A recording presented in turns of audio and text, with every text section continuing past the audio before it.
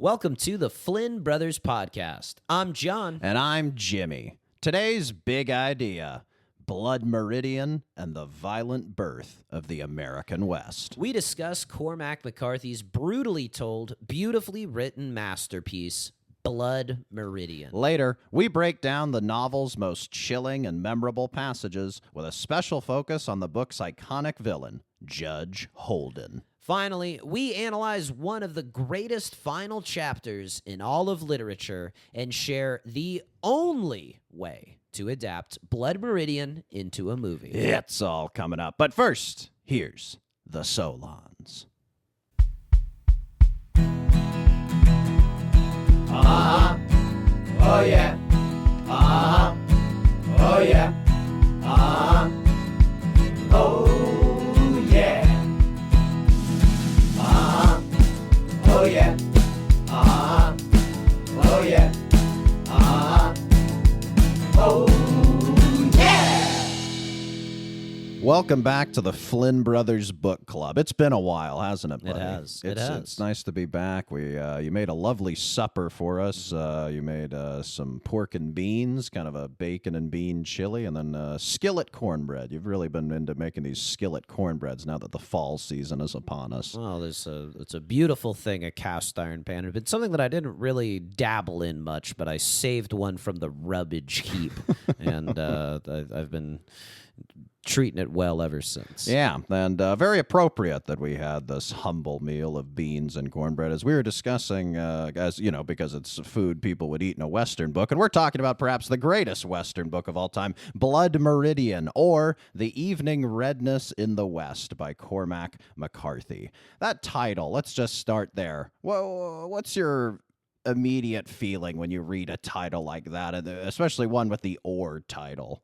Well, titles, much like names to me, in addition to their literal meaning, are sort of pure poetry. You want them to just sound good on their own, phonetically, and Blood Meridian certainly does that.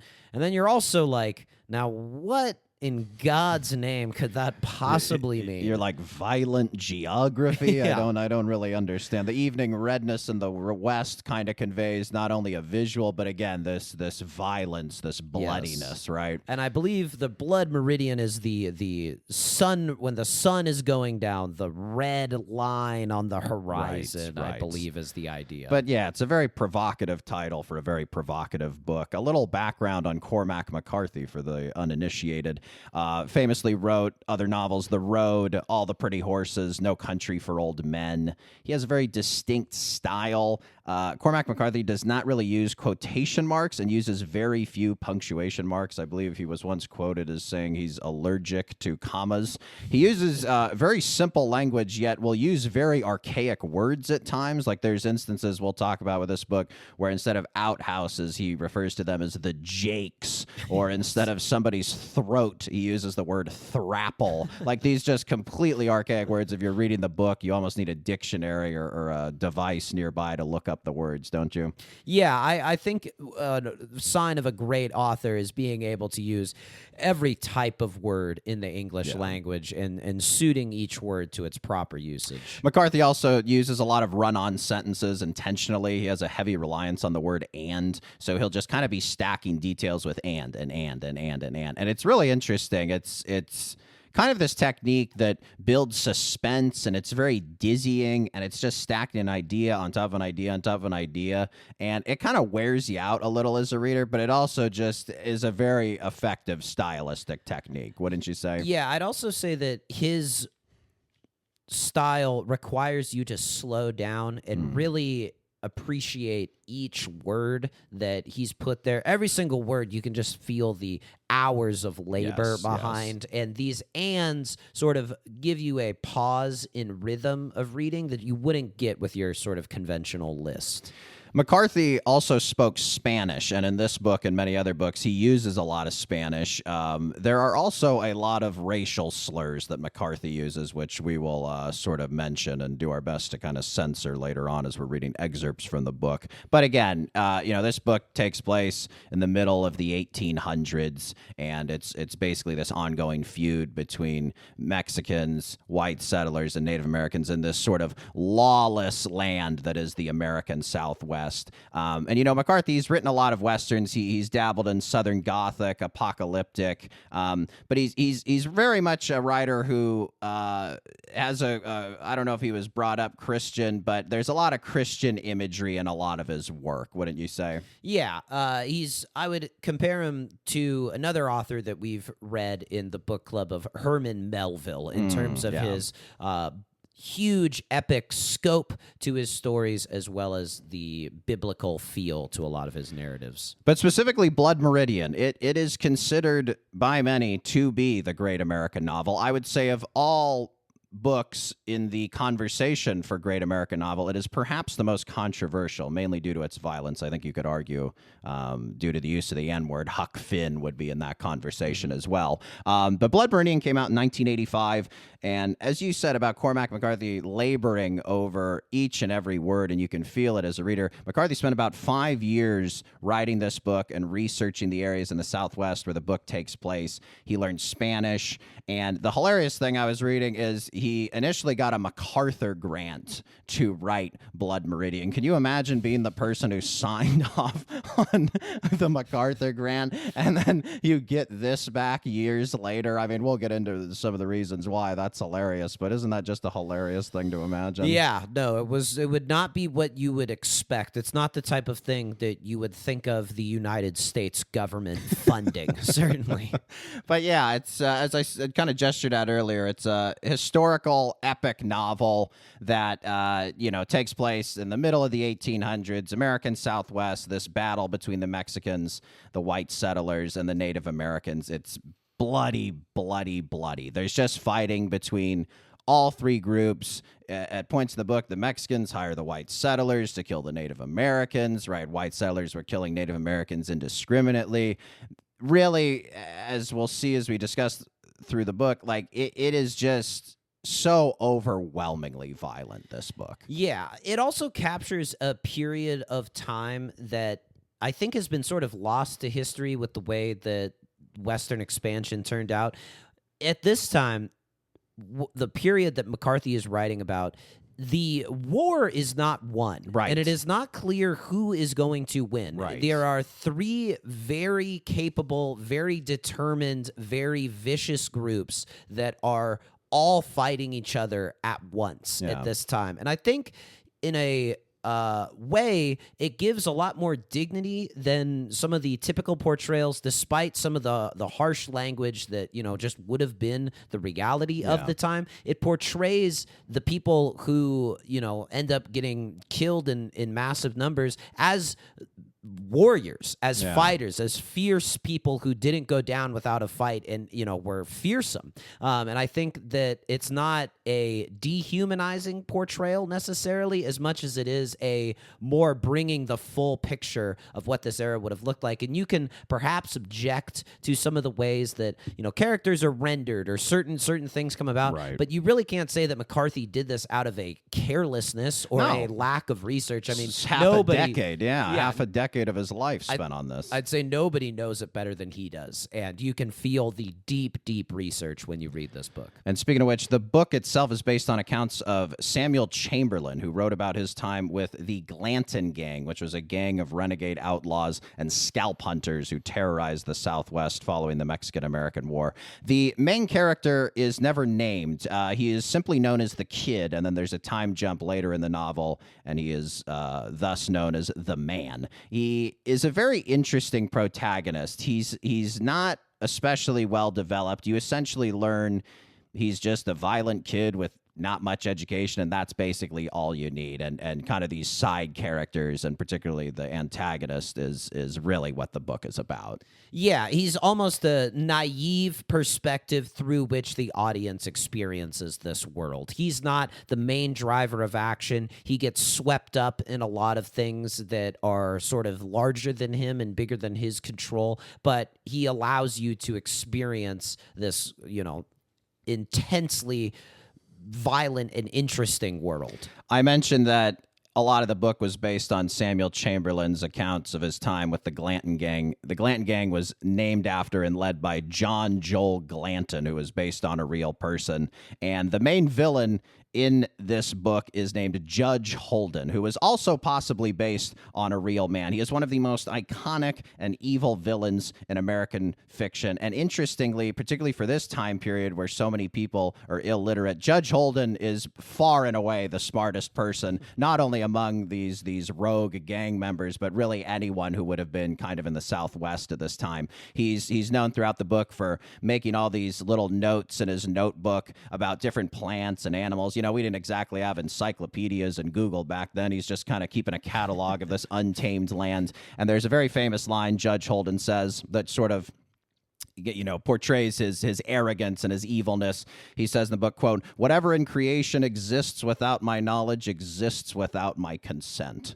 That really sums up Judge Holden and his worldview, doesn't it? It does, and it hints that Judge Holden is not merely a character, but perhaps stands in for something larger. What that exactly may be is perhaps a little bit of subject of debate. But stick around. We'll delve around. into it. We'll delve into it. Essentially, though, the book Blood Meridian is about how America was founded on violence and genocide and conquered land. It's almost this twisted creation myth of America, particularly the American West. And, you know, you'll often hear the book Blood Meridian described as an anti-Western, which I find is kind of a funny term. I think it was true at the time the book came out in the mid-'80s, because when we talk about anti-Western in the context of the mid-'80s, we're saying the anti-John Wayne Western, the white hero killing Native Americans, and that's how the West was won, right? There have been so many now revisionist Westerns, flipping of the Westerns, that it almost is like kind of naive or passe to refer to this book now in our modern context as an anti-Western, though I suppose the term still applies. Yeah, I think if you think of a classic Western as being not only that, like, white settlers killing Native Americans, but that this was a good thing, that this was the right thing to do. And I think this book pretty clearly makes the point that this is not a good thing. No. Maybe I wouldn't even necessarily say that Cormac McCarthy takes any hard and fast, easily understandable moral stances in this book, other than just laying out the brutality of the reality of the situation. But he does not glamorize anything. And you would be hard pressed to say that you find anything admirable in what the Glanton gang gets up to. Let's dive into the text. We always, in our book club, like to start with the first line and kind of first passages of the novel to really dive into it. I'm going to let you take it away here. This is just the beginning of the book, our introduction to our main protagonist, the kid. Go for it. See the child. He is pale and thin. He wears a thin and ragged linen shirt. He stokes the scullery fire. Outside lie dark-turned fields with rags of snow and darker woods beyond that harbor yet a few last wolves. His folk are known for hewers of wood and drawers of water, but in truth his father has been a schoolmaster. He lies in drink. He quotes from poets whose names are now lost. The boy crouches by the fire and watches him. The mother dead these 14 years did incubate in her own bosom the creature who would carry her off. The father never speaks her name. The child does not know it. He has a sister in this world that he will not see again. He watches, pale and unwashed. He can neither read nor write, and in him broods already a taste for mindless violence. All history present in that visage. The child, the father of the man. Yeah, stunning. Really what strikes me is the economy of words, just how stripped down McCarthy is.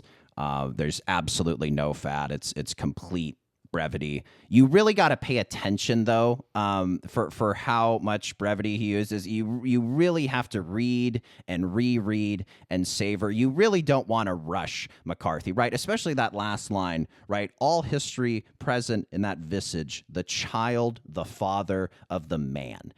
I mean, what is that line? We debated this off mic for a long time. What did we finally come to the conclusion that line meant? Well, the character ends up possessing many of these same traits. He doesn't read, he doesn't write, and particularly does possess a taste for mindless violence. And so the child, the father of the man, is who you are as a boy grows into who you are as a man. Right. So the child is the father of the man you eventually become. Just Yeah. very dark, poetic. Another line that's just absolutely stunning is, quote, "The mother dead these 14 years did incubate in her own bosom the creature who would carry her off."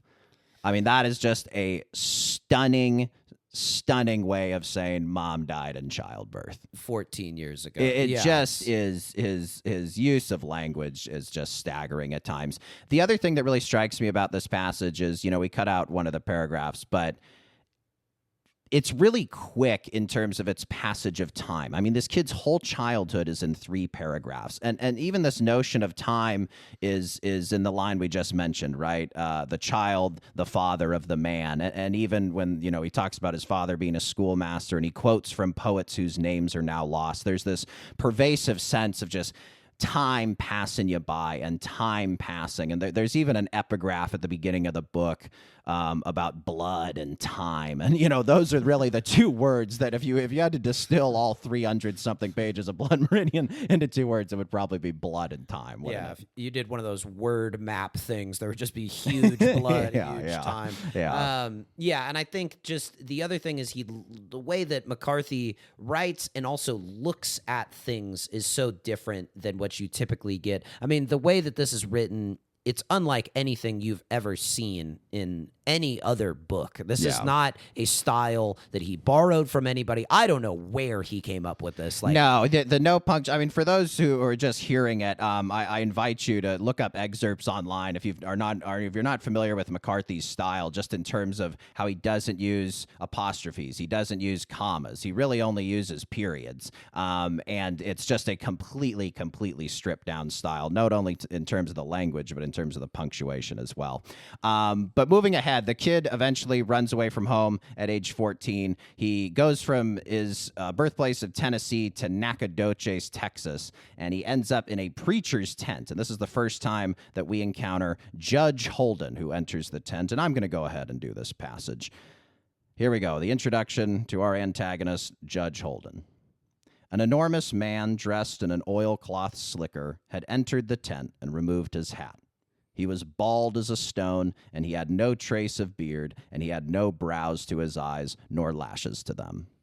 He was close on to 7 feet in height, and he stood smoking a cigar, even in this nomadic house of God, and he seemed to have removed his hat, only to chase the rain from it, for now he put it on again.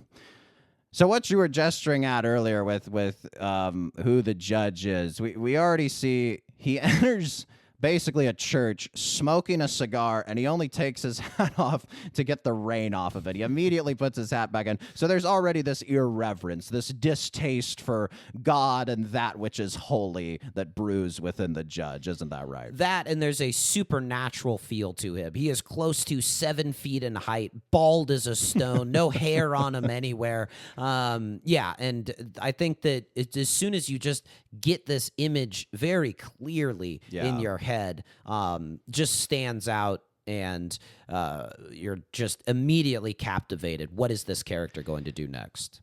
And what he does next is accuse the reverend of being an imposter. The judge goes on to accuse the reverend of pedophilia and bestiality, to which the reverend says, quote, "This is him," cried the reverend, sobbing. "This is him, the devil. Here he stands." Is this McCarthy tipping his hand less than, I believe, 10 pages into the book? Is Judge Holden the devil? Upon reading it again, it is. It is definitely so. Judge Holden is a very, very clearly supernatural character that is the closest thing to the devil that you're going to find, on this earth, if not the actual devil walking the earth. And I think, too, though, again, it works in the metaphorical sense of it as well, that you could say that, this is the devil. The devil is somebody who enters people and causes them to act evil and tells lies and all of these other different things. But in a very literal sense, in this book, yes, Judge Holden is the devil. So then, after the accusation, the tent erupts into chaos, and the kid leaves. He retreats to a bar where it just so happens the judge is having a drink, and the judge goes ahead and buys him a drink. And a few of the men at the bar get into a conversation with the judge while the kid is present. We're going to go ahead and do a little back and forth here. I did some words in bold. I'll go ahead and do the words in bold. So I'll be the judge, and then you'll be the third person. You'll be McCarthy and the people at the bar. All right? Okay. Go for it. Judge, how did you come to have the goods on that no account? Goods? Said the judge. When was you in Fort Smith? Fort Smith. Where did you know him to know all that stuff on him? You mean the Reverend Green? Yes, sir. I reckon you was in Fort Smith 'fore you come out here. I was never in Fort Smith in my life. Doubt that he was. They looked from one to the other. Well, where was it you run up on him? I never laid eyes on the man before today. Never even heard of him. He raised his glass and drank. There was a strange silence in the room. The men looked like mud effigies. Finally, someone began to laugh. Then another. Soon, they were all laughing together. Someone bought the judge a drink. This passage really makes me laugh. It's one of the instances where McCarthy kind of punctures these really dark scenarios with humor. Basically, what this conveys is the judge is a bad man, and bad men like him, right? These men before were in a revival tent learning about how God could save them and how they should behave and be good, God-fearing people, and now they're drinking in a bar with the devil himself. Yeah, laughing about how the devil lied to ruin the reputation of an otherwise upstanding man. Yeah, I think this is just such a perfect entry point to the judge because he's bad, he's evil, and yet at the same time, you respect the gall of him to walk into a tent where everyone is enthralled with this preacher, and the judge, for no reason other than opposing people being saved, lies and destroys this man's career and the potential salvation of all those inside the tent. More Blood Meridian when we come back.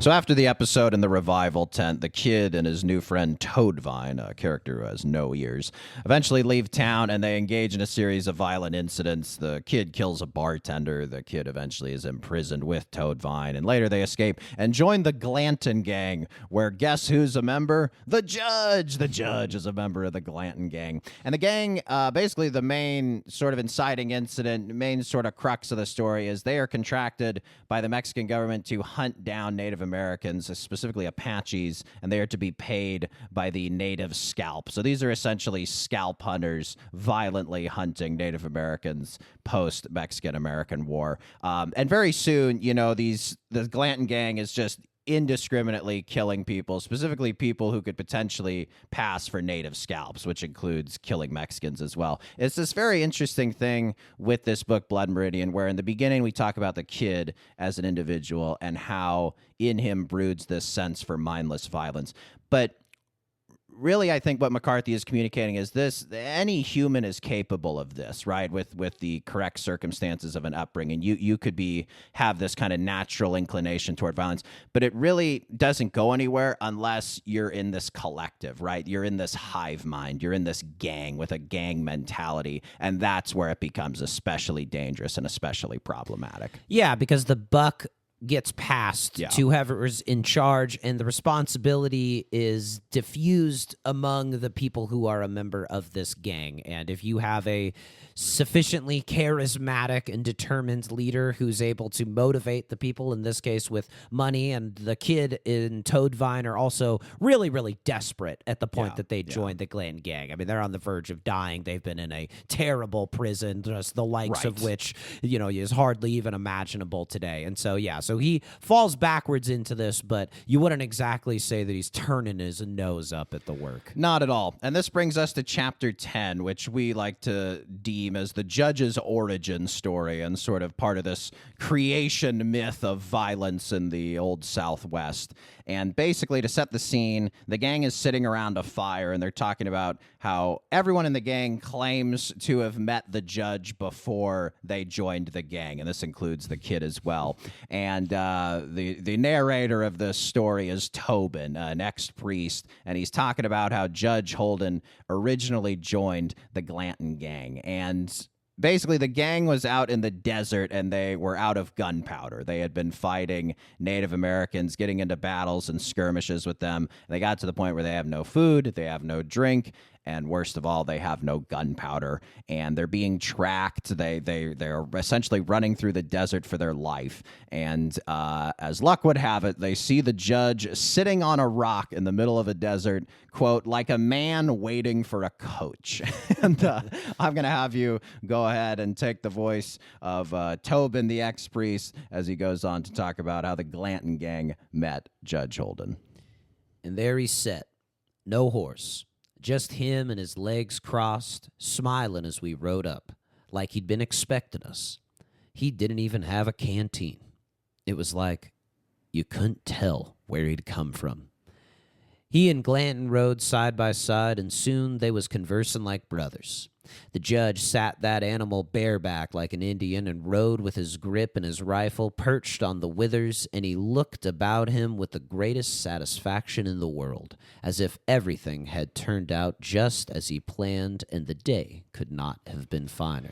To this point about the judge being the devil, just everything about him is the opposite of what you expect. He's lost in the middle of the desert. He's smiling like he's happy that they've met. You know, they've come to pick him up. Right? It's just down is up is down with the judge, ain't it? He doesn't need water. He's sitting on a rock that is alone as the one landmark in the desert area. Yeah, everything about him just doesn't make sense if he's a man, but kind of once you click into your head is that, oh, this is the devil walking the earth, then it's like, oh, yeah, okay, that makes sense. The next sequence of events is very fascinating. The judge very quickly begins to assert control of the gang, and Glanton is very willing to give him control.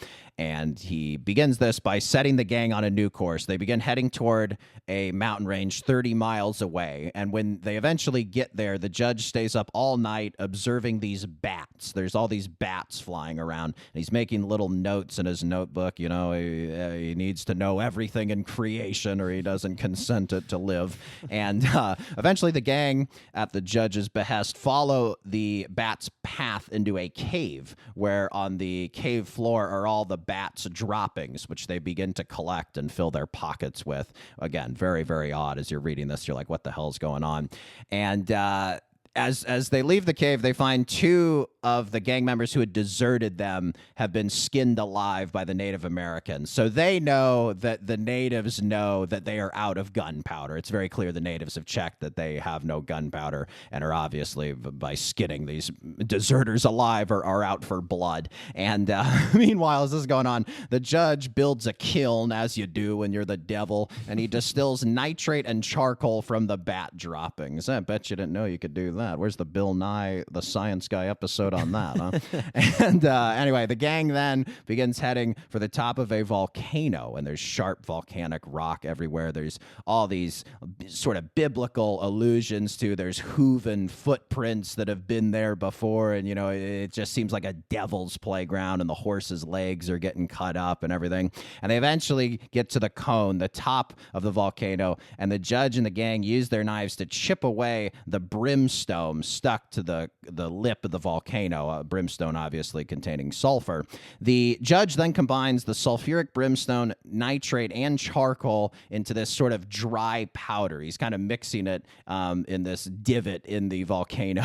And then he pulls out his hog and starts pissing on this dry powder, and he tells the gang members to do the same. I'm going to have you go ahead and read the passage here where the gang members witness this and what they decide to do. I will warn you, there is some Native American slurs that are used here, to be fair, one of them used to be the name of a football team.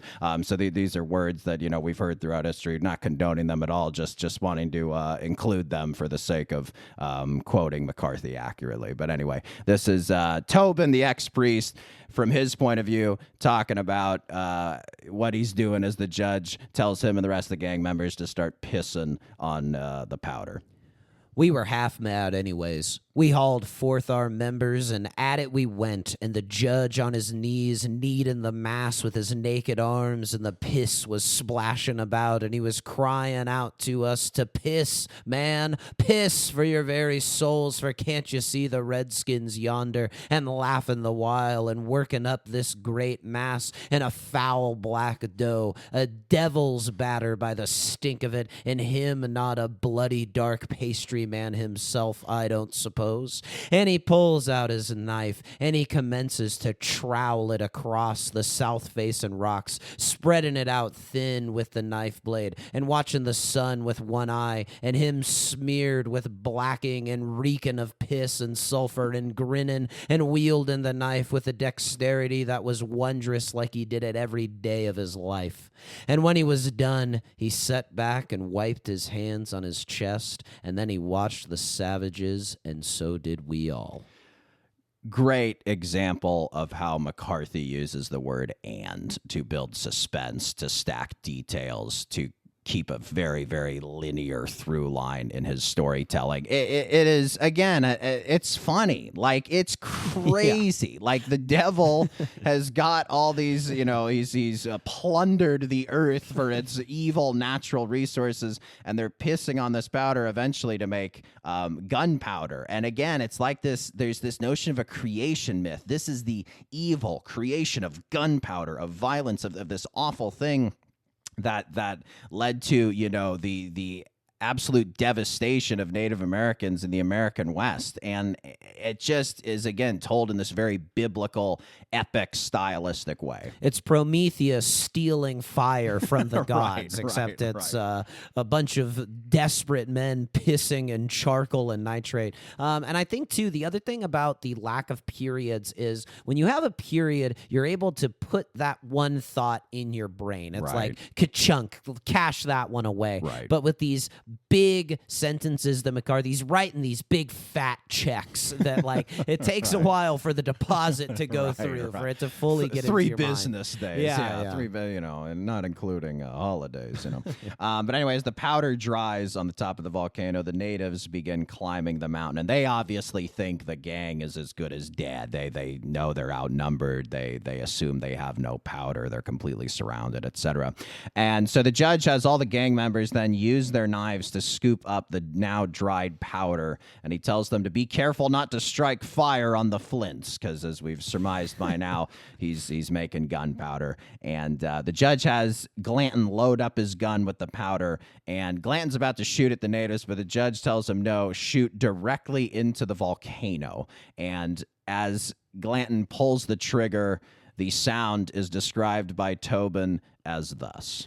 You wouldn't hear a sound like it in a long day's ride. It give me the fidgets. When you read that line, you could not over exaggerate. Just kaboom, and it's going into a volcano, like shooting a gun into a volcano. Like, again, just creation myth, evil, crazy, crazy shit. The judge then fires 10 more shots into the volcano, and he's essentially leading the Native Americans to believe that the gang is using up the last of their shots and they're completely out. I'm going to read this last passage about what happens. Again, just a quick warning, there's some more Native American slurs here. They also, throughout the book, use the N-word to describe Native Americans.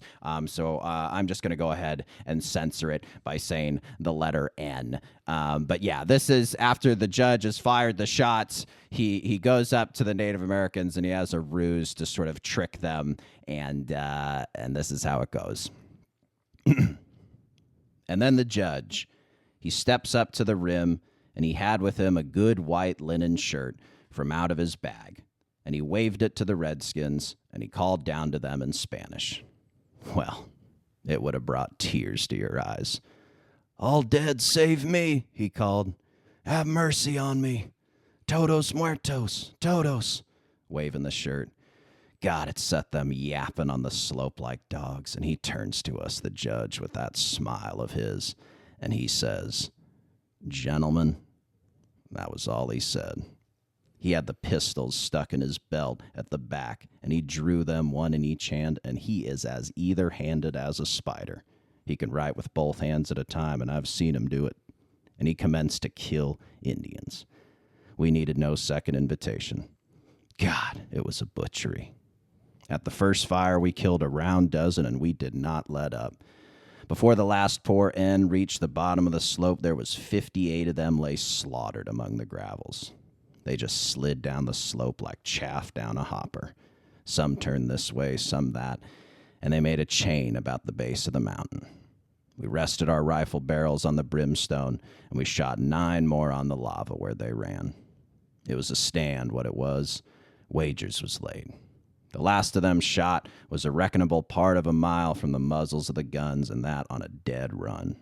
It was sharp shooting all around, and not a misfire in the batch with that queer powder. The ex-priest turned and looked at the kid, and that was the judge, the first ever I saw him. Aye, he's a thing to study. The lad looked at Tobin. "What's he a judge of?" he said. "What's he a judge of? What's he a judge of?" Tobin glanced off across the fire. "Ah, lad," he said.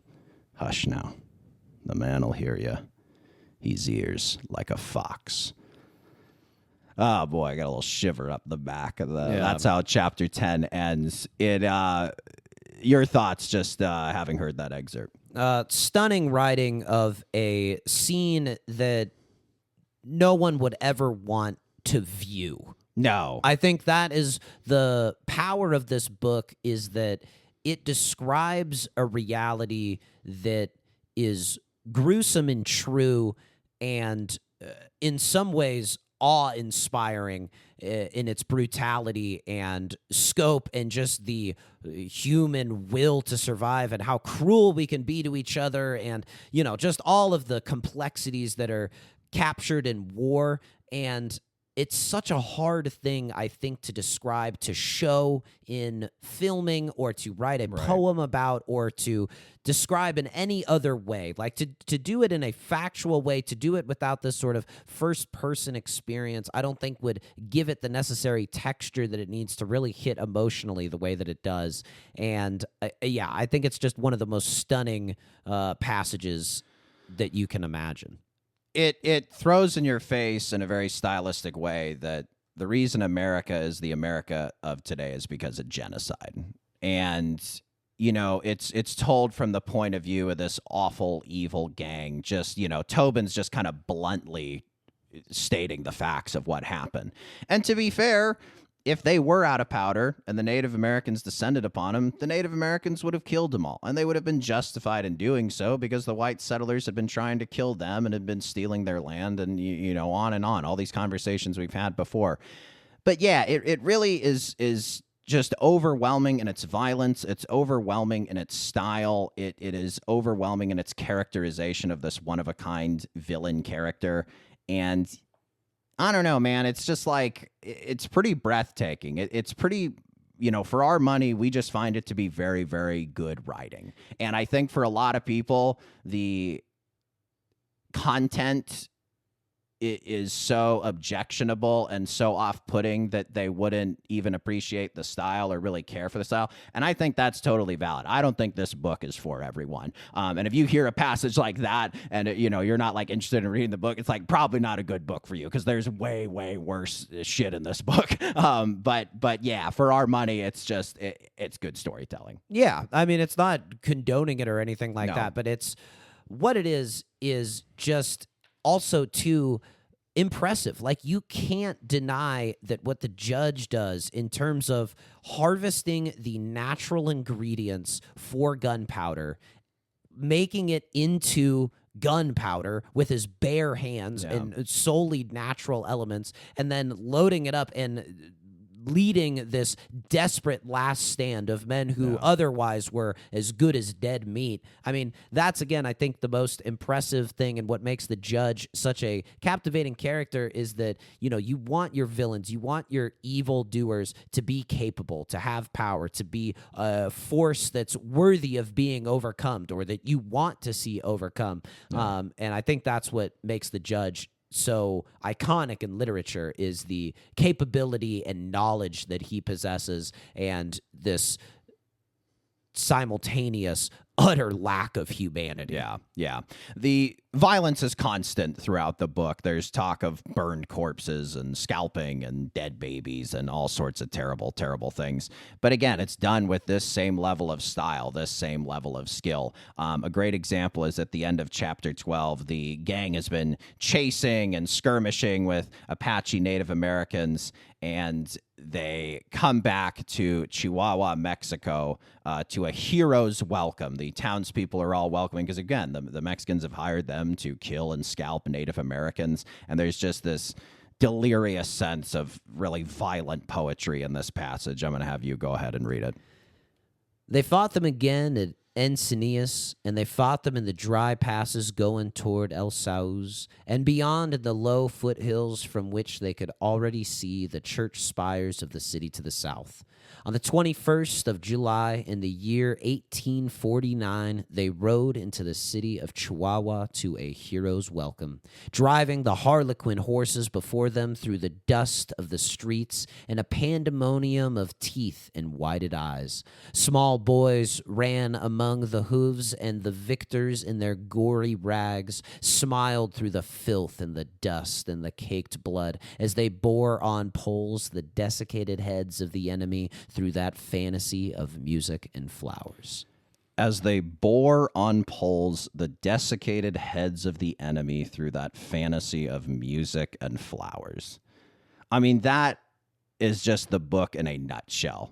Insane violence and then this poetry, right? It speaks to as well, like this theme of violence in the book.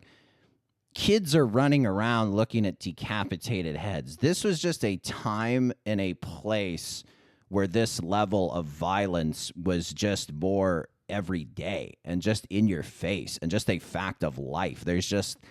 You're living in a time of constant war and genocide. There's countries right now that are living through this, right? Maybe not to this detail for detail extent, but this is just something that for a lot of humans throughout history and even today, you just live in a world of violence and genocide constantly, and it just becomes the norm.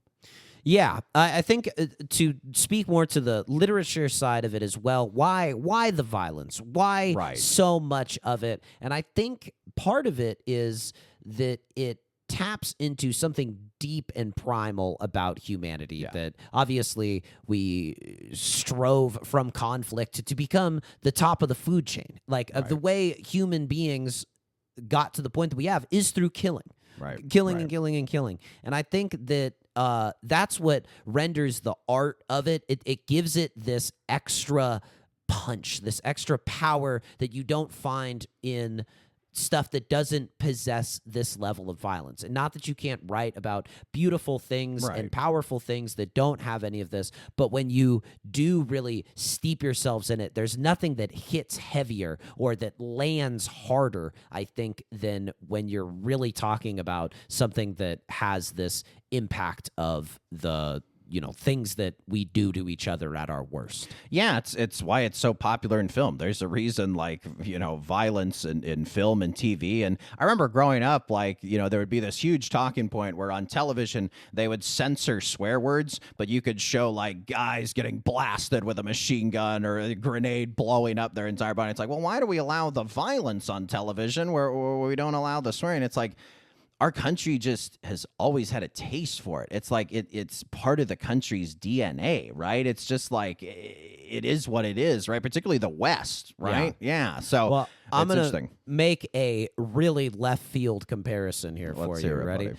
The Great British Bake Off. Uh-oh.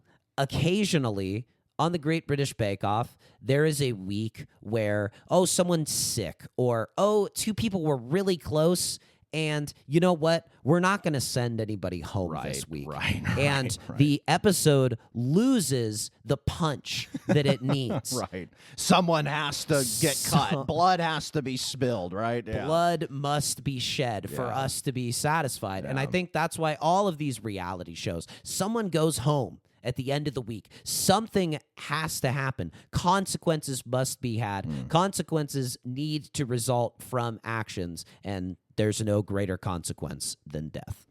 Quick break. We'll be right back.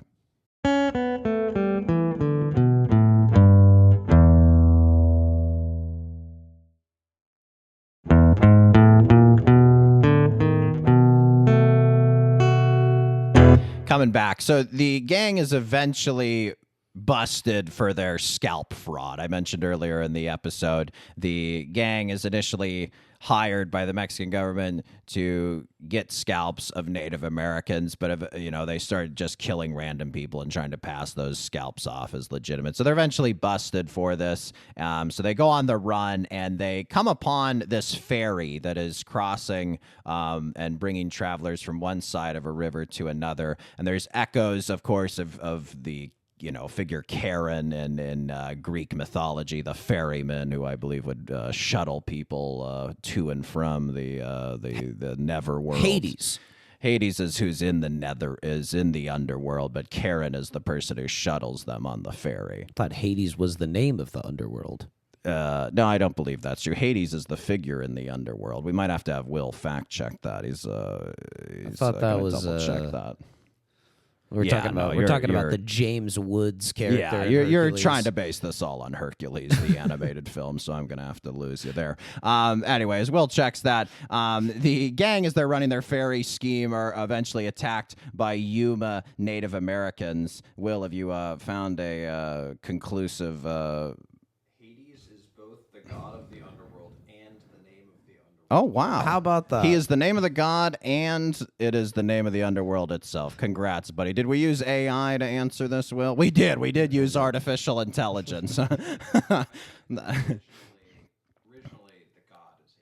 The god is Hades. All right, so I'm more correct, Will is saying. All right, thanks, buddy. Hey, I would dispute that. We tied, but maybe I won a little more, huh? But anyway, so the gang, during their ferry scheme, is eventually attacked by Yuma Native Americans, and the leader of the Glanton gang, John Joel Glanton, is killed by a Native American. Here's the passage. Warning, we are going to use N as a substitution for the N-word. Go ahead and read the death of John Joel Glanton. "Hack away, you mean red N," he said, and the old man raised the axe and split the head of John Joel Glanton to the thrapple.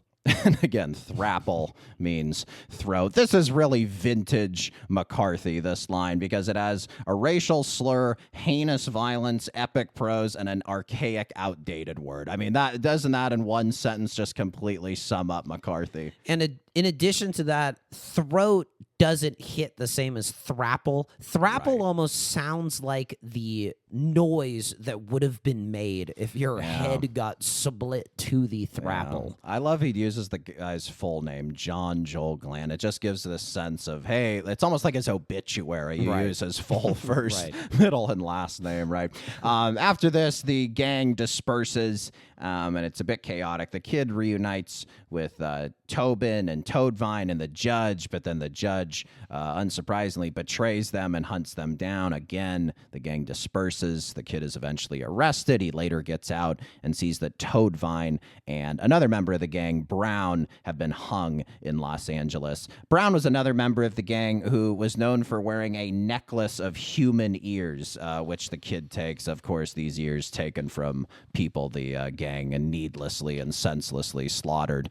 And then at that point, the book jumps forward almost 3 decades to 1878. The kid is now referred to as the man, and he is still wearing this ear necklace all these years later, even though I think by that point it had, if it was ever in fashion, it certainly was out of fashion now.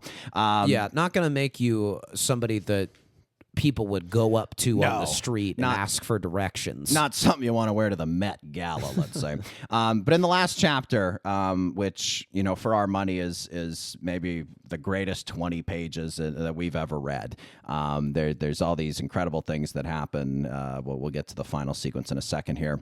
But at one point, the kid, now the man, meets an old buffalo hunter who discusses the massacre of the buffalo over the past few decades. I'm going to go ahead and take this if you don't mind. The old buffalo hunter tells the man, "On this ground alone, between the Arkansas River and the Concho, there was 8 million carcasses, for that's how many hides reached the railhead. 2 years ago, we pulled out from Griffin for a last hunt. We ransacked the country. 6 weeks. Finally found a herd of 8 animals, and we killed them and come in. They're gone. Every one of them that God ever made is gone, as if they'd never been at all." The old hunter pulled his blanket about him. "I wonder if there's other worlds like this," he said, "or if this is the only one." Let me ask you, lines like that last one, what do they do to you as a reader on an emotional level? First, you think of the question that the old buffalo hunter asks, and it basically just makes you put the book down for a second and really just be like, whoa, wow. Yes. Let me wrap my head around that. Then you realize that this is probably a literate man who's made his living killing buffalo indiscriminately. And he is thinking this. Yeah. And then you put yourself into the body of the man, the kid who becomes the man, and you're at the campfire with him, and you just feel the whole scene. Like the thing about this book is so many passages, A, make you think personally, B, make you think from the perspective of the character, then C, make you think from the perspective of the character viewing the other character that is doing the thing. So there's just so many different layers that this book challenges you mentally on. You know, the slaughtering of the buffalo obviously is an echo of the slaughtering of the Native Americans as well. This final chapter is very kind of retrospective in terms of looking back on the book as a whole with the time jump and everything. But yeah, man, it's just a pleasure to read a sentence with such a profound thought as that. And yeah, to your point, it's like this guy, illiterate, this is some hard-won introspection he is going through. Like, he really had to make terrible decisions in his life to lead him to ask this question and wonder this thing. And the killing of the buffalo is such a brutal and just tragic fact. I mean, what a majestic creature that truly covered the entire plains and are now basically eradicated except for a few preserves. And the hunter's asking, would this happen in every world? Like, would this happen no matter, the conditions that were laid out? Are there aliens doing on this? On Mars? Would this happen on Mars? Would this happen on Neptune, right? It is just, are we, as a species, the only ones like this? Yeah, are we uniquely wicked in this way? Yes. Which is a brilliant question the book as a whole asks. Particularly since it's the guy who's doing the violence. And I think we don't typically think about the people doing the violence as being self-reflective in any way, or knowing that what they're doing is probably wrong, but it's like, well, I don't know an easier way to make a living. Like, I'm good with a gun. Or I'm not educated enough, or I fell into a gang, or whatever the litany of reasons someone might get into this line of work, right? So he really, this is one of the stranger things that McCarthy does in the book is, at first, he's attacking the myth that's built up by these original Westerns of, these guys who killed Native Americans and killed the buffalo. These are not necessarily good men. You shouldn't look at these guys as heroes. And then once he's dispelled the mythologizing of them, he then turns around and humanizes them. So you're not allowed to just completely dismiss these characters. You have to see them as human beings who arrived at the actions that they took in a, albeit twisted, logical manner, which I think just really makes it something heavy to sit with as a reader, and challenging and interesting, and just really works your brain in a bunch of different ways. Yeah, incredibly well put. Later, the man meets some bone pickers and kind of falls in with them. They're sort of a younger version of the gang he once ran with. And he's challenged by a young kid who's kind of a mirror image of his former self. And he kills the young kid. And, you learn some backstory that the kid doesn't really have any family. And, it's basically the man killing this former version of himself. And just this cycle of violence that is just going to continue on and on and on. Which brings us to the final sequence of the book. The man enters a smoky bar where there is the very bizarre image of a dancing bear that people are watching and heckling. And through the smoke in the bar, the man sees the judge. After all these years, he once again finds himself in a bar with the judge. As the man is sort of avoiding eye contact with the judge, another man just senselessly shoots and kills the dancing bear, and it kind of throws the bar into a little bit of a chaos. And the judge appears to the man. I think there's a line where McCarthy writes that the judge's head shines like a phosphorescent egg, something like that. Yes. And the judge begins saying a lot of cryptic things to the man. Why don't you go ahead and read the first cryptic thing? The last of the true. The last of the true. I'd say they're all gonna...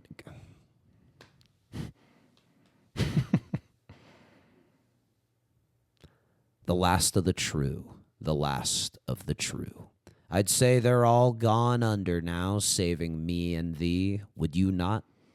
Hilarious, just how, effete and Shakespearean the judge is being. Another point about him just being the devil and everything being backwards. The last of the true, right? The kid, now known as the man, he's made his living on senseless violence, as the judge. And the judge almost is establishing this kinship where it's like, boy, people just aren't as evil as they used to be now that there's more civilization, right? He's saying we're true because we were so cold and evil in our violence. Well, I think he's saying that this is the true state of humanity, and certainly the devil would think that yes. Humanity is a pack of killers, and that the kid is one of the practitioners of it. But yeah, it is hilarious. I mean, this is essentially McCarthy writing, well.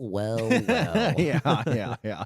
The judge keeps teasing an upcoming dance, sort of referencing the now deceased dancing bear. Go ahead and read this next thing the judge says to the man. What man would not be a dancer if he could, said the judge. It's a great thing.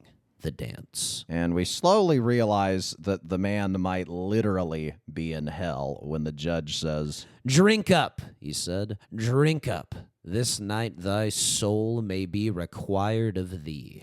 Now, if someone told me that, my first inclination would be I should probably double check if this guy is the devil or not. My second inclination would be to raise two fingers at the bartender. Let's wrap it up. Yeah. But the judge, he starts beginning to feel sentimental, and he wants to discuss his past with the man. I'm going to go ahead and take this. The world goes on. We have dancing nightly, and this night is no exception. The straight and the winding way are one, and now that you are here, what do the years count since last we two met together? Men's memories are uncertain, and the past that was differs little from the past that was not.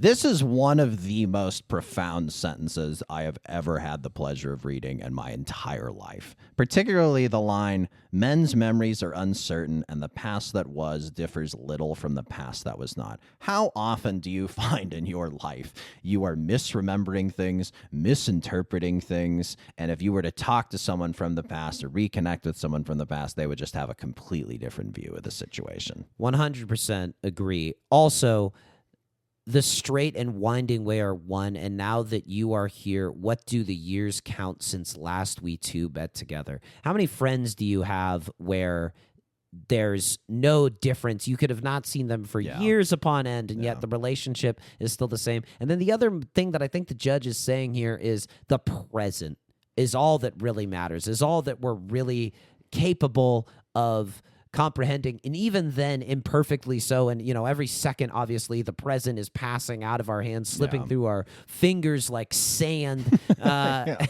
I think that's what's so interesting about this passage is that it makes you think about so many different things while being really brief. Like the Yeah. amount of ideas that are contained and Yeah. that cause you to think about other things or memories from your life that are completely different from what is here on the page. I mean, it's why this book is basically like poetry. Yeah, but complete poetry. I would say, you can argue with the arc of the story. You can argue with some of the characterizations. You can argue with the violence, et cetera, et cetera. On a line-by-line, word-by-word basis, for my money, this is perhaps the greatest novel ever written. Jaw-dropping, stunning work that I don't know anyone else who could have done it. No. Like, I truly have zero clue how he came up with this style of writing that is consistent throughout the story. Yeah. It's not like he never lets up. No. It never lets up. Never lets up. 300 plus pages. Yeah. Yes, this exceedingly high style. I mean, it is just mind-blowing to me. It's one of those things too where it's like, as somebody who writes and has written for a living and things like that, you often read other people's stuff and you're like, man, I wish I could have written that, or I would have changed this one thing here. This is like being a beginning painter and looking at like one of those gigantic old romantic frescoes that are just like the size of a barn wall with insane detail in it, and you're just like, there's nothing I can do to touch this. You can't even learn anything from this writing style as a writer. In a million lifetimes, I couldn't get here. Yeah. Let's keep reading more of this great writing. The judge's parting words to the man. Go ahead and read. "Hear me, man," he said. "There is room on the stage for one beast and one alone. All others are destined for a night that is eternal and without name. One by one they will step down into the darkness before the footlamps. Bears that dance, bears that don't." A night that is eternal and without name. Again, this would tip me off. This fella might be old Scratch himself, the devil. The final line as well, bears that dance, bears that don't. This comparison between the dancing bear and the man. It reminds me of the old Bob Dylan song when he converted to Christianity from the album Slow Train Coming. There's that song, Gotta Serve Somebody. And to quote the song, Dylan sings, "It may be the devil or it may be the Lord, but you're going to have to serve somebody." And yeah, man, I mean, the man throughout his life served the devil, and now he's face to face with him all these moons later. And we're going to see what happens. Yeah, and I think with the bears that dance and bears that don't, what happens next is he goes in and has, relations with a little person for money, and then there's a dance happening. Right. There's sort of this slow brewing of people falling into line and getting ready to participate in what seems like a very ritualized dance. And the man goes out to the outhouses, or the Jakes, as McCarthy writes, and this happens. I'm going to go ahead and read. "Then he opened the rough board door of the Jakes and stepped in. The judge was seated upon the closet. He was naked, and he rose up smiling and gathered him in his arms against his immense and terrible flesh and shot the wooden bar latch home behind him." This is the last we see of the man in the novel, and you read a passage like that, and you're just like, what the hell? Like, what? It could be the judge is sexually assaulting the man. There's this notion of almost the supernatural, of this like absorption. How do you personally interpret this passage? All of the above. I think that it is. I think you should read it figuratively. I believe McCarthy intends you to read this part figuratively, and this man is in hell. This man is with the devil. He's just shared a whiskey with the devil, and there's a dance starting. And the devil has told him that there are bears that dance and there are bears that don't. Yep.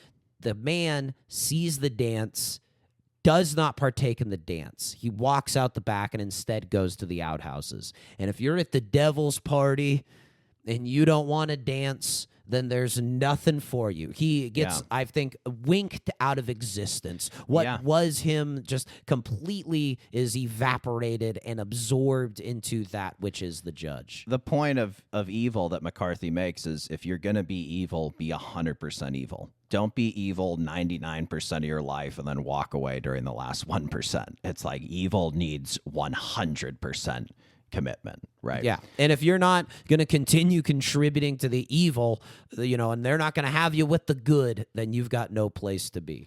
Our only hint as to what happens to the man is told in this next passage. You go ahead and do the bold. I will do, you're going to read from one of the random men at the outhouses, and I will read from McCarthy. In the mudded dog yard behind the premises, 2 men went down the boards toward the jakes. A third man was standing there, urinating into the mud. Is someone in there? The first man said. The man who was relieving himself did not look up. I wouldn't go in there if I was you, he said. Is there somebody in there? I wouldn't go in. He hitched himself up and buttoned his trousers and stepped past them and went up the walk toward the lights. The first man watched him go and then opened the door of the jakes. Good God Almighty, he said. So again, all you get, you talk about, you read it figuratively, you read it abstractly. It's just whatever happened was terrible. And whatever happened, the judge, quote unquote, won. Whatever the encounter was, the judge won, the man lost. And as you said, he's winked out of existence. He's gone. Whatever he was is gone. Yeah, or he's splattered all over the inside of that outhouse. Yeah. I mean, he's taken every last bit of life out of him, and he's just.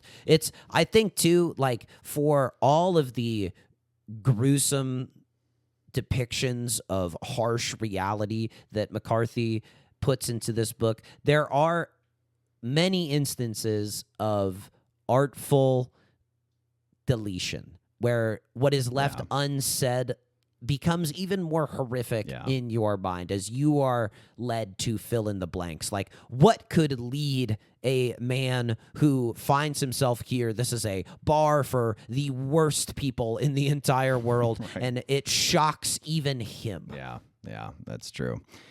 And then we end with the aforementioned dance. The judge finds himself at the center of the revelry. And John, you're going to read one of our favorite passages in literature. This is the final passage of Blood Meridian. And they are dancing, the board floor slamming under the jackboots and the fiddlers grinning hideously over their canted pieces. Towering over them all is the judge, and he is naked dancing, his small feet lively and quick and now in double time and bowing to the ladies, huge and pale and hairless, like an enormous infant. He never sleeps, he says. He says he'll never die. He bows to the fiddlers and sashays backwards and throws back his head and laughs deep in his throat, and he is a great favorite, the judge. He wafts his hat, and the lunar dome of his skull passes palely under the lamps, and he swings about and takes possession of one of the fiddles, and he pirouettes and makes a pass, 2 passes, dancing and fiddling at once. His feet are light and nimble. He never sleeps. He says that he will never die. He dances in light and in shadow, and he is a great favorite. He never sleeps, the judge. He is dancing, dancing. He says that he will never die. The end. Yeah, it's stunning writing. The details are haunting. It's darkly, darkly funny. And what I love most about it is just the poetry. It is, these kind of refrains that McCarthy hits, right? He never sleeps. He says he'll never die. He's dancing, dancing, right? He hits on these things, and you get the sense that the judge is moving around the dance floor. The prose is moving around and around, and it's just this dizzying, dizzying sensation you get as we close out the book. But yeah, man, it's like the first time you read it, this book has so many of these moments where you have to put the book down and just think about what you've just read. But the thing that brings us back to this, and we've reread this final chapter. We like the whole book. We've read it a couple times, and you gifted me the book last Christmas, and we've reread this final chapter so many times, and this last passage, for how just dark and twisted it is, it really just makes us laugh. The judge, this 7-foot tall, bald, hairless, he doesn't even have eyebrows.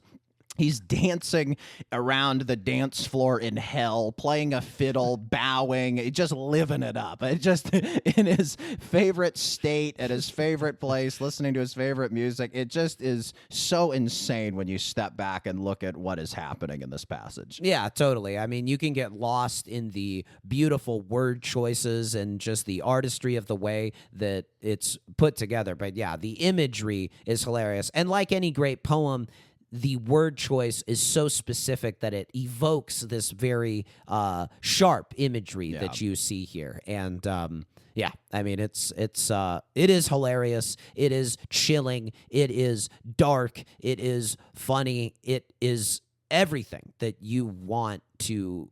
It's why you come to literature. It's why you read fiction, to feel the cocktail of emotions that this evokes. If you're not a big reader, I would recommend, we're not the biggest audiobook guys normally, but the audiobook of Blood Meridian is read by this guy, Richard Poe, who has this great, distinct voice. If you listen to the audiobook, you've probably heard him before, but I would highly, highly recommend the audiobook of Blood Meridian if you're not a big reader and kind of prefer audiobooks. He does a great job of reading McCarthy's words. We're going to take one final break. We're going to hit some great quotes and then close out with our thoughts on the only way to adapt Blood Meridian.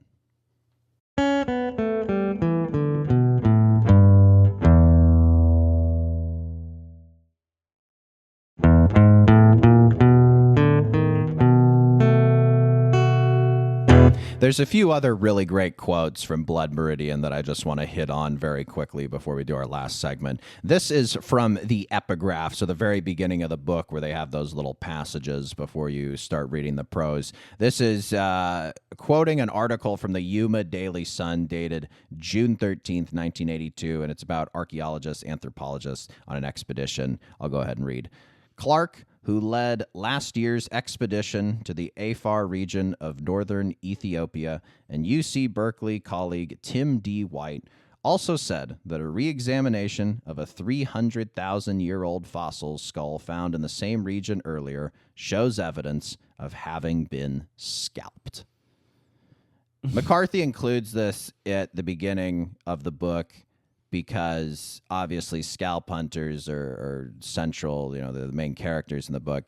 But it just shows that scalping goes back to the origins of human history, of even pre-modern humans. Like this is something that, as we were still evolving, was a practice we were doing. It is just, again, to the point that violence is so central to our species. And not only that, but you don't kill somebody by scalping them. Nope. This is something that you have to do to somebody who's either incapacitated or dead.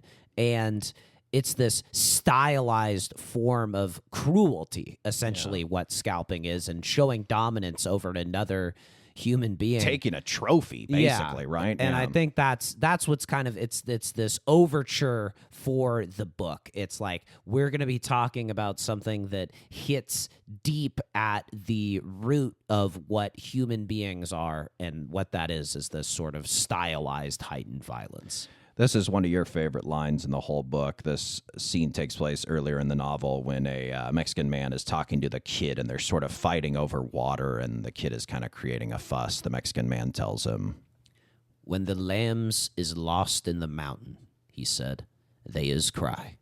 Sometime come the mother, sometime the wolf." So yeah, if you're in need as a translating it basically, if you're in need as a human being, sometimes you'll be nurtured, sometimes you'll be killed. Right? Isn't that basically what it's saying? Yeah. And I mean, I read it in my own voice, but you can hear in the dialogue the way that McCarthy writes this, the voice of this man. I Yes, think that's yes. another really impressive thing about this book is a lot of the characters have these very distinct voices that come through just in the word choice and the dialect choices. And sometimes, too, this imperfect version of English that he speaks makes the idea more powerful. Yeah. They is cry, I think, would be a good encapsulation of that sentiment. This quote comes from the judge during his famous War is God speech. He says, quote, "It makes no difference what men think of war," said the judge. "War endures. As well ask men what they think of stone. War was always here. Before man was, war waited for him. The ultimate trade awaiting its ultimate practitioner. That is the way it was and will be. That way and not some other way." Yeah, again, this notion of violence is as eternal as humankind, very much in the judge's voice to say, that is the way it was and will be, that way and not some other way. It's very difficult for anyone to disagree with the judge. A, they don't have the education for it, and B, the judge just really doesn't put up with any disagreements. You got to be 100% into the judge, committed to the judge, or you're his enemy. Right. And I think, growing up Catholic, what you're taught is that, God existed before even the universe existed. Right. And in his place, the judge has put war, has put violence, has put people harming each other, for their own gain. And I think that it's this sort of like nihilist point of view, because so often human beings, we aspire to not be this grubby animal that just fights for what it needs to survive, and instead be touched by the supernatural, have these sort of higher inclinations of peace and brotherhood and stuff like that. We have souls. We have capacity for abstract thought. It's what separates us from the animals. Yes, we like to fancy ourselves as such. And the judge is just like, forget all that. That ain't true. And I think, too, that there is something very seductive about that line of thinking.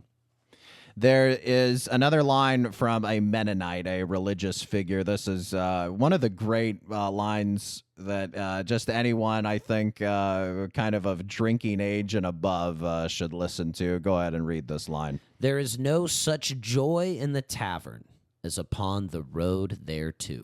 Yeah, it's like the excitement, the anticipation of going to get a cold one is almost better than actually going to do it. Because sometimes when you go to do it, if you're with certain people, it can lead to some unconventional behavior. Let's say. Yeah.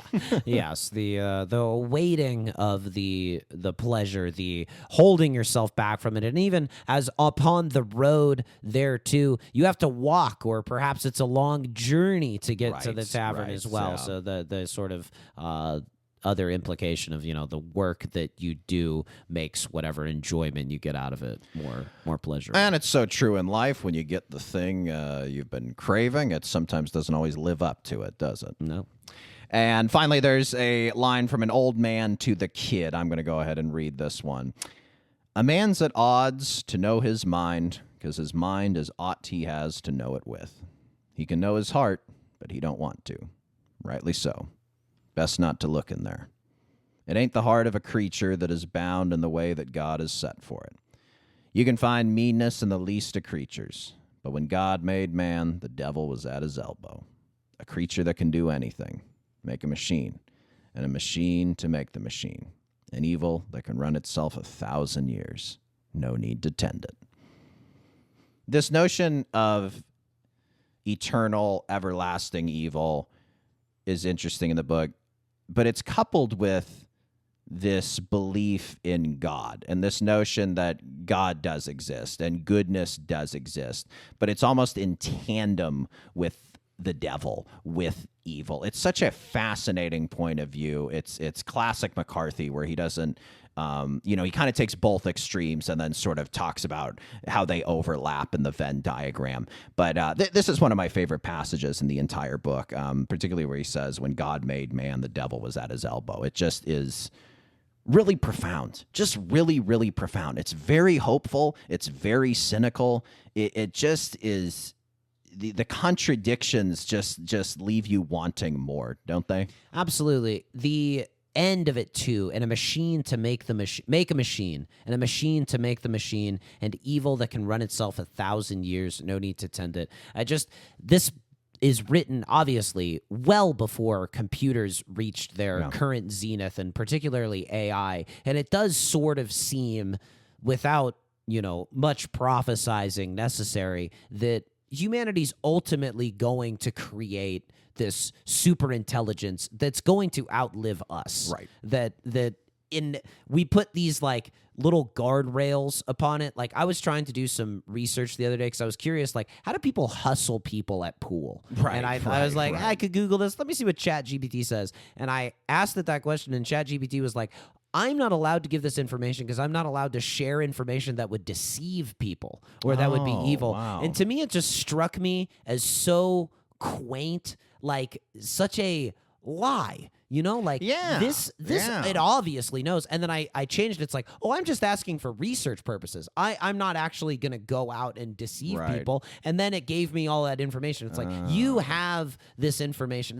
It feels to me like these guardrails that we have put on these machines that we've created are so flimsy, and so much for just like our own self-satisfaction, or for that of whatever shareholders that have stock in the machine that's going to run itself for 1,000 years and be evil that doesn't need to be tended to it. Because I think, for all the good that we've said that some of these things can do in prior episodes, I think overall net balance, it tends toward evil, that things are going to go awry because of our own hand. It's so naive. Yeah, you're so right. It also kind of reminds me, like, if you're at a baseball game or at a bar, and they do at the bar like last call, or in baseball it's like seventh inning, it's like is the end for getting drinks. There's always just this mad rush of people to the bar or the concession stand to get a drink. It's like, if you didn't tell people this restriction was up, like they wouldn't probably have had that last drink, right? And it's like, you're probably encouraging people like, hey, like, hopefully you'll be able to sober up and drive home. But it's like, almost by by stating the restriction, it almost piques people's interest and their inclination toward doing the wrong thing. It's very interesting. Yeah, and I think too that it's kind of like the tragedy of humanity is what this passage says. We're a creature that can do anything, and so often the things that we do are terrible. Yeah. I will refuse to childishly snicker at doo-doo. Let's go now to our final segment where we discuss... I did it. I did it anyway. Let's discuss the, in our mind, only way to adapt Blood Meridian to sort of film or a miniseries, stuff like that. Throughout, since it's been published, people have tried to adapt Blood Meridian into a movie or miniseries, and many have tried, and they've all failed. I think they're currently trying to do one now. I forget who's helming it or who's sort of in charge of it creatively. There's obviously insane difficulties in adapting this. One is the length and scope of the book is massively epic, and it would require so much money. The other thing is the insane amount of violence. As you said with the Chapter 10 passage, where there's the slaughtering of the Native Americans on the volcano, this is something that you can somewhat stomach, albeit with difficulty as a reader, but it's not something you want to watch, particularly in live action, right? No. And there's all this, foul language and racism, and these are just evil people that you don't really want to spend time with. So we have kind of discussed, you can't really do live action. You got to sort of remove that. Another obvious reason is what real life flesh and blood actor could possibly play the judge, a 7-foot-tall, completely hairless, imposing figure, right? But we've got to discuss, there is maybe some way we think you could adapt Blood Meridian. Please share. I think it would have to be a massively expensive, hand-drawn anime type of depiction that is most likely broken into parts, probably many hours in length. It would be a gargantuan cost, because what is, I think, the chief appeal of Blood Meridian is how beautifully Cormac McCarthy writes, and you would not be able to obviously get much of that writing in there, but there is the imagery that he creates. So you would need to get somebody who is as artistically talented at illustrating as McCarthy is at writing. And then there would also need to be this really crafty and deliberate directing style that does the same thing that McCarthy does with the writing, which is look away ish, like not just stare at gruesome violence, but he sort of writes around it occasionally, or has you sort of fill in the blanks. And you would have to do the same thing with the depiction, because there's so much in this that I think is important to get down and is important to realize and understand about this era and this sort of foundational moment of our country, but at the same time is not good for popular entertainment. I think a good approach is, in Kill Bill Volume 1, there's the great anime sequence of sort of the backstory of O-Ren Ishii, the Lucy Liu character. And that is kind of the style you'd have to do it. That sequence is heinously violent, even more so than the actual live action sequences in Kill Bill. Like, it's even more gruesome, right? But because there's that difference, that distance of hand-drawn versus live action, the audience, I think, is a little more willing to accept it. But you're right. It is almost prohibitive in terms of the cost. With Judge Holden, you couldn't capture him in live action, but you could hope to get someone with a good enough voice to do Judge Holden. And, McCarthy obviously has a great gift for dialogue. He wrote No Country for Old Men originally as a screenplay, turned it into a book, and then the Coen brothers basically adapted it word for word into, a movie that won Best Picture, and I think they won Best Screenplay for it. So he obviously has a gift with dialogue. There's a lot going for it, but it kind of reminds me of, there's always been a struggle to adapt The Great Gatsby. And part of it is the same reason you mentioned. If the main draw of the book is the line-by-line poetry of the author, that is difficult to translate into film or television, right? Like, the plot points of Great Gatsby, solid good, like really, really good, some good twists and stuff, but it's really Fitzgerald's use of the language, right? It's maybe a little more purple than McCarthy, but it definitely is beautiful and worth savoring, right? And McCarthy, same thing, like just these ways he's putting things into terms and making you confront realities and these juxtapositions between good and evil. Like, it just works so well with the nuance of his prose that I don't know if it would really translate to the screen. But I will say this, if they ever do any type of adaptation, I will be into it. But I do think hiring the Flynn brothers to pen a very lucrative anime version and having us sink many years of our life into it would be a fabulous idea for any people looking to toss some money our way. Absolutely. If you have any millions of dollars that you would love to set on fire, we would definitely be we got the willing match to help you. To me too, it's also one of those things where it's like, well, I guess you could adapt it, but even the best version of what we've talked about would not stand up to Blood Meridian as a work of literature. It's really one of the pinnacles of the style of the medium, and I think that's the way it's best experienced. And there are some things that I think need to be seen to believed, but there are other things that it's better to read and imagine. And as a final thought, I don't know that I would recommend Blood Meridian to everyone. If you listen to this podcast, I think what we try to do is for people who have little to no interest or even a lot of interest, it's accessible for anyone. I think, to be fair, most people who would be into this book are white guys. I think that's probably fair to say. I don't think I'd love reading this if I was Native American. I don't think I'd love reading this if I was a woman. But for our money, it's a really well-written book. Cormac McCarthy there's a reason he's celebrated as one of the great American novelists.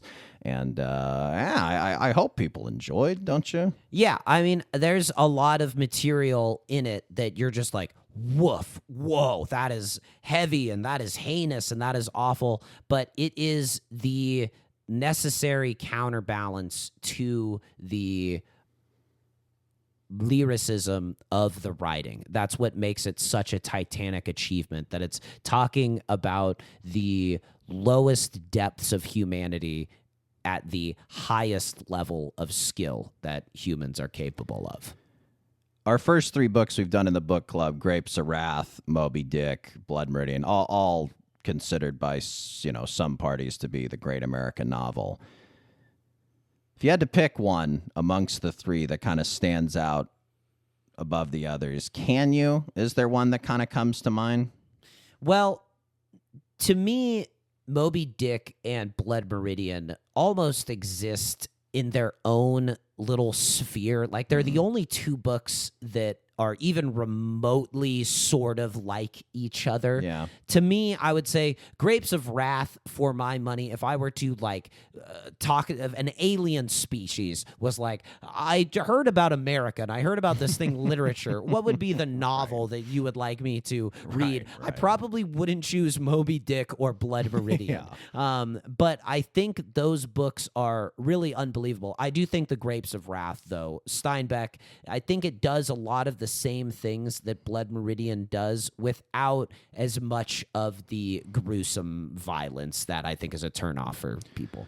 Maybe on the next book club we'll do something a little lighter. What do you think, buddy? Well, sure. I think you may have name-checked a book that's also a contender for the great American novel, The Great Gatsby. That could be one. Many potentially. people, I don't think, really tackle outside of a at gunpoint forced reading during high school. And I, as somebody who read it, in college at my own volition and later in life as well, I think it's a work that I think gets put down quite a bit. It's kind of a hip book to sort of turn your nose up at because it's been a classic for so long. But as I recall, it was pretty brilliant, and it might be a worthy thing to revisit. Oh, very curious. Very curious. No promises, though. No promises. No promises. Everyone has to agree on the book in book club. Well, that'll do it. Please subscribe, comment, and leave a rating. Send questions, comments, or big idea suggestions, or book club suggestions to our business email, flynnbrospod@gmail.com. Thank you to our producer, Will Slade, and we'll see you next time on the Flynn Brothers Podcast. Take care, buddy. No, buddy, you take care.